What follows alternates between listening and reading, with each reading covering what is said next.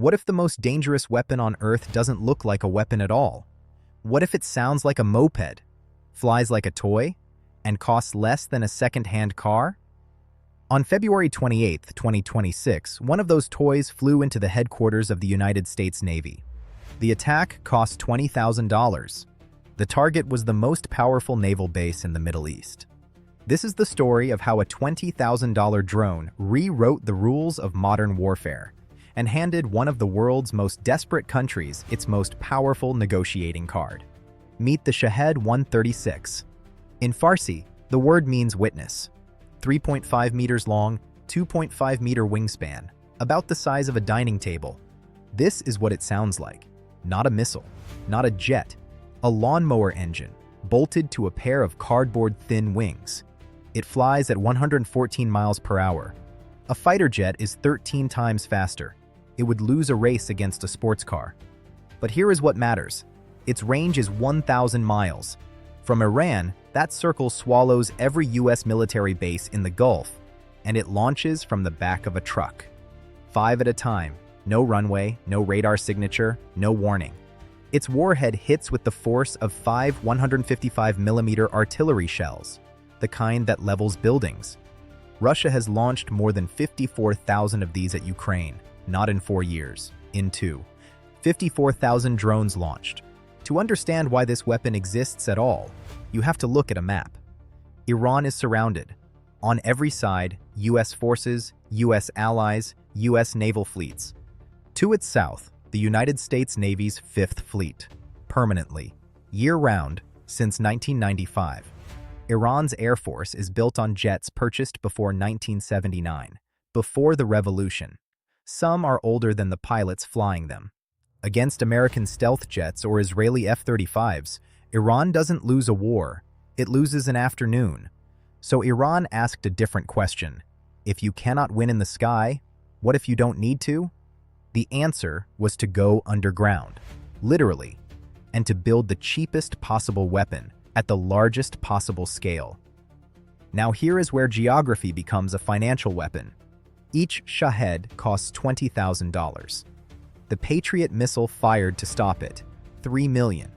That means every time Iran launches a drone and the defender fires a Patriot, the defender loses, even if they win.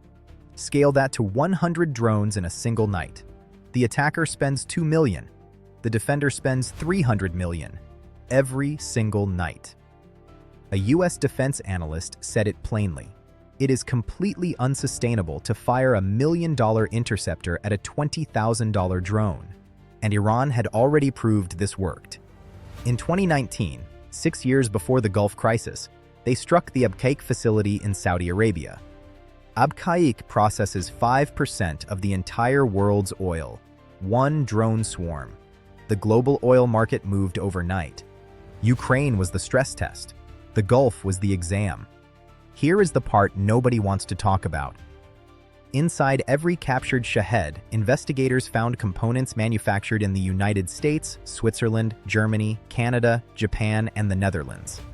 The chips aren't smuggled directly. They move through legal intermediaries, sold as civilian electronics, rerouted into weapons factories through a supply chain that spans a dozen countries. And it goes further. Russia didn't just buy the Shahed, it upgraded it. The Jaran 2, then the jet-powered Jaran 3, faster, lower, harder to track. Then Russian manufacturing expertise flowed back into Iranian production lines. These two countries are co-developing the weapon now hitting American bases. A drone assembled with Western components, upgraded by Russia, launched by Iran, destroyed an American installation. No one in that supply chain has been sanctioned for it. We have seen this exact weapon before. 1944, Nazi Germany launches the V-1, the world's first mass-produced cruise missile. Cheap, inaccurate, terrifying. Compare the silhouette to the Shahed, the same delta wing, the same engine sound, 80 years apart. Britain had to build an entirely new air defense architecture just to stop the V-1. Radar networks, barrage balloon systems, dedicated fighter squadrons, all for one cheap weapon. Germany launched 9,000 V-1s over 8 months. Russia's Shahed campaign has already lasted longer than the entire Blitz. The lesson of the V1 was this: you don't need to hit the target every time.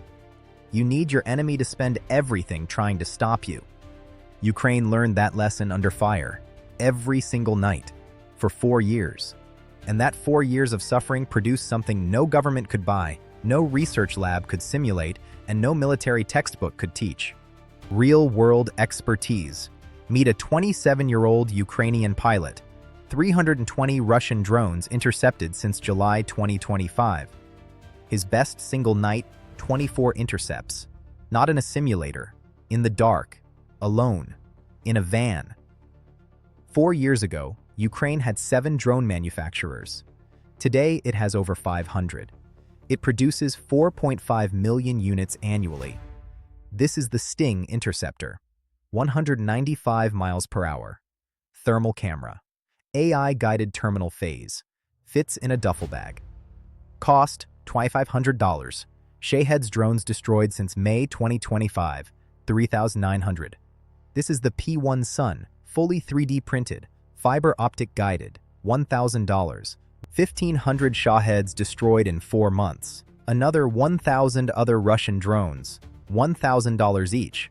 One Ukrainian system destroyed $200 million worth of Russian drones using $15 million in interceptors, a 13-to-1 return. No hedge fund gets those numbers. January 2026. Ukraine downs 1,704 Shaheds in a single month. 70% killed by drones costing under $2,500. Ukraine now produces 2,000 interceptors every single day. It needs 1,000 for itself. The other 1,000, available to whoever asks. No other country on Earth has this. Not the United States, not Britain, not Israel. Ukraine built it because no one else was coming to help. Then came the night that changed everything. Iran launched coordinated Shahed waves at every major Gulf target simultaneously. Bahrain, Kuwait, Qatar, UAE, Saudi Arabia, all in one night. Gulf states burned through 800 Patriot missiles in 3 days, more than Ukraine received from the West across 4 years. Cost, $2.4 billion. A Shahed scored a direct hit on a radar dome at the U.S. 5th Fleet headquarters, the best protected naval base in the region, $20,000. The most sophisticated air defense on the planet, built for stealth jets and ballistic missiles, had no cost-effective answer to a moped engine with wings. On March 5, 2026, the United States formally asked Ukraine for help. Ukraine deployed 201 military experts the following day, not 1 week later, the day after, and Zelensky put a package on the table. $35 to $50 billion, not just interceptor drones, the entire system, the radar networks, the acoustic detection layers, the electronic warfare architecture. Ukraine also proposed a security role in the Strait of Hormuz, the waterway controlling 20% of global oil. A country fighting for its survival, offering to guard the world's most critical choke point. Just 12 months earlier, in this same room, Trump told Zelensky, "You don't have the cards right now." On March 12, 2026, Trump confirmed the United States would accept Ukraine's offer. The geopolitical cards had changed. So let's zoom out, all 4 lenses at once. Geography. Iran woke up surrounded, with no air force worth the name. So it built the weapon its geography demanded, cheap, high volume, and aimed at its enemy's most expensive weakness: money. The economics were never about winning battles. They were about draining treasuries. And they worked. On Ukraine, on the Gulf, on the most powerful military alliance in history. We had the blueprint in 1944. The V1 taught the world exactly what a cheap, mass-produced weapon could do to an expensive air defense. We forgot. The Shahed reminded us. And the deal behind the deal. Western components in Iranian weapons. Russian upgrades flowing back into Iranian factories. A sanctions regime that exists on paper and dissolves in a supply chain. The United States has now ordered 300,000 low-cost one-way drones for its own combat units by 2027. The world's most powerful military reverse-engineered an Iranian weapon and said, "We need this." And a country that spent 4 years being told it was on the wrong side of history, a country that was told in the Oval Office it had no cards, is now setting the terms of the deal. A $20,000 drone built from desperation, guided by geography, powered by economics, predicted by history, and disguised behind a global supply chain, has reshaped the world. That is the bigger picture.